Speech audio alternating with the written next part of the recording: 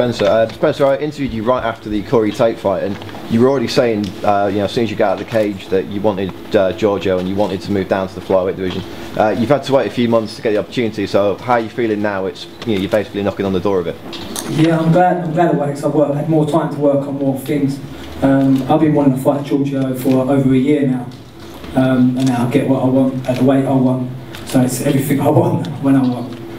Just to follow up on that as well, obviously you surprised a lot of people last time knocking Corey out. Everyone's expecting you to take it to the ground. Do you think the cat's out of the bag now with regards to your stand-up, and how you're going to work around not having that element of surprise? Well, I feel I still got the element of surprise, because, you know, I can stand up, I can take it to the ground. I'm strong everywhere, so, you know, they've got to be training, worrying about where I'm going to take it, as well as I'm be thinking about where he wants to take it as well. But I believe I can take it wherever I want. The better the opponent, the better I perform and have a better training camp. So the higher caliber opponent, the best you're going to see out of me. Giorgio is very aggressive, and that's his style. He comes out all games blazing, which is okay again. Guys who are not used to that, but you know, I've been there, I've seen it, and I actually want him to come out aggressive to me, and he'll walk onto something. Well, Giorgio's been known to be called Mighty Mouse in his gym, because he's fighting and sparring guys, middleweights, light heavyweights, and he's got the strength from an atom bomb. He's never been beaten. He's a bantamweight champion, and he's now challenging for the flyweight. So, any questions for Giorgio? Yes, sir. Well done. You've been looking nervous today. Is there any reason you've been looking so nervous? I'm absolutely nervous, running scared right now. Very scared. Yeah. I'm trying to pull out, but I think it's a little bit too late now. I kind of got myself into this somehow. I don't know how I did, but yeah, really scared. Yes. Obviously, you've been fighting at a higher weight class for most of your career. Do you feel that flyweight is your natural home, and do you feel that you're going to possibly perform better through making this extra drop? Flyweight's always been my natural home. I just had to take fights because the division wasn't there. I'm looking forward to getting my hands on some on my weight. I'm looking forward to explode. There's going to be some fireworks tomorrow.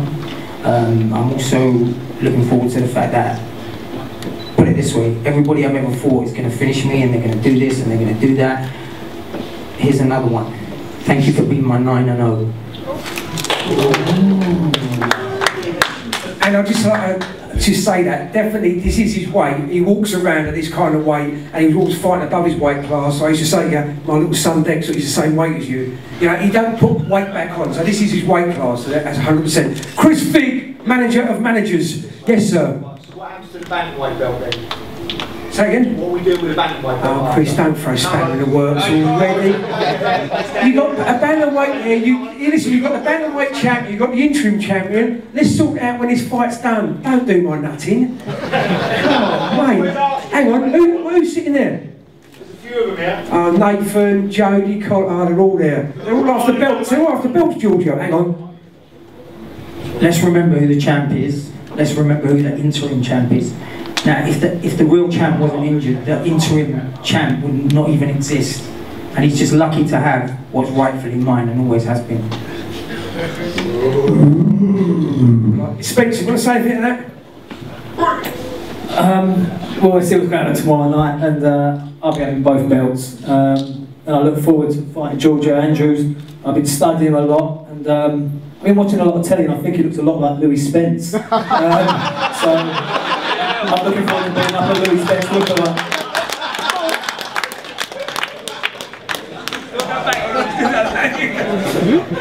Okay, great. Let me just recollect something. All this talking, when that cage door shuts, it's just me and this guy.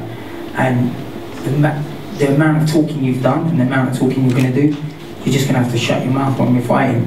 Secondly, I'm not the guy who's taking, what was my last fight? Against the guy who was 0-16 in boxing.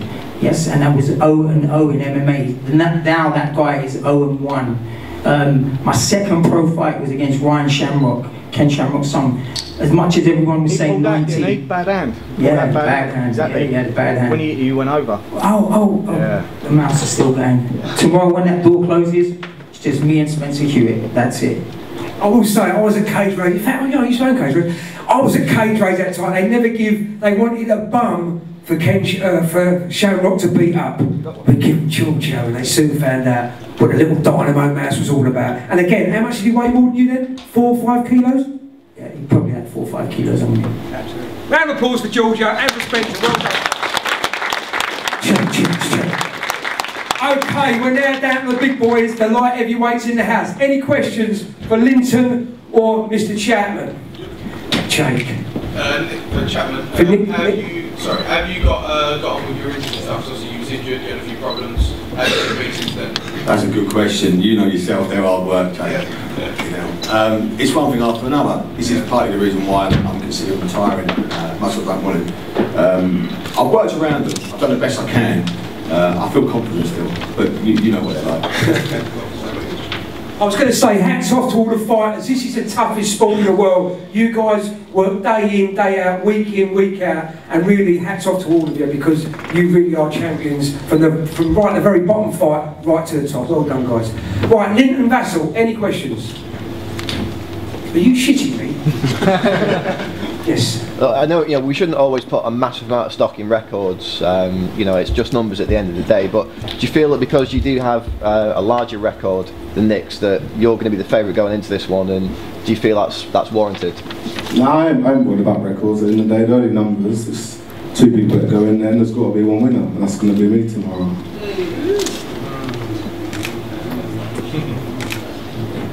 Come back. Mate, seriously, the last day out here was a big step. I was saying to myself, I just want to do the best I can do, because I wasn't sure if I was anywhere near that level. Things are a lot different now. Things are a lot different. The guys I've been training with, a guy we call Big Dave, he hits like a tank. You don't hit as hard as him. I spar with Pete Mercer. You ain't as good as him. I've got a wrestling guy that I train with, who's also a purple belt in jiu-jitsu, who's phenomenal gradual, and his wrestling's better than yours. I've got the best S&C coach I've ever met.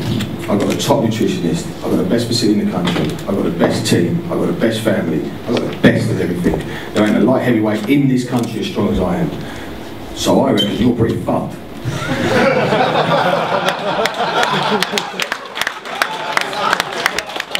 Well, it's definitely ain't the kids' press conference.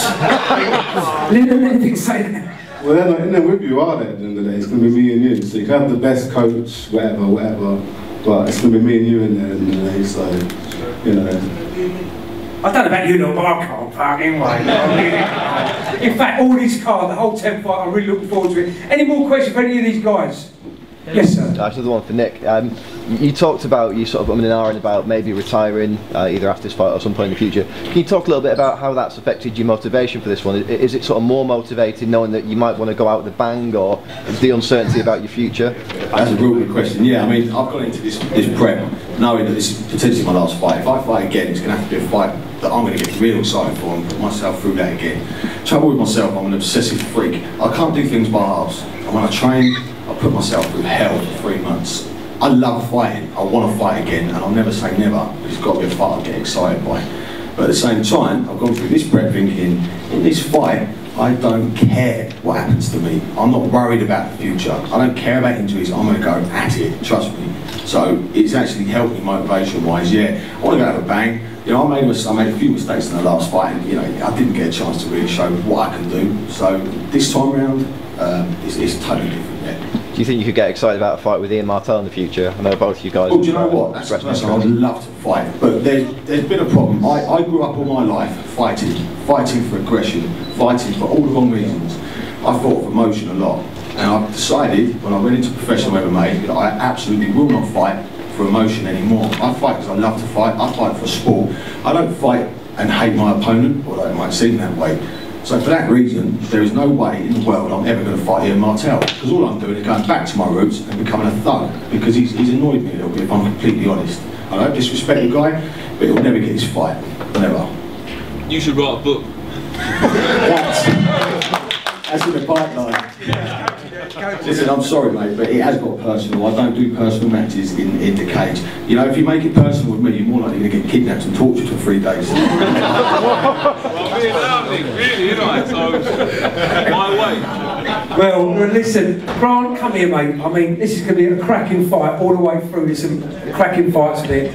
And just watch out for any white vans going around, eh? Just don't blink. I mean, talk about value for money. There isn't another show in this country or in Europe that's got as many fireworks on the cards as this show's got tomorrow. So, good luck to everyone. And don't leave it in the change rooms. 110% when you get in that cage.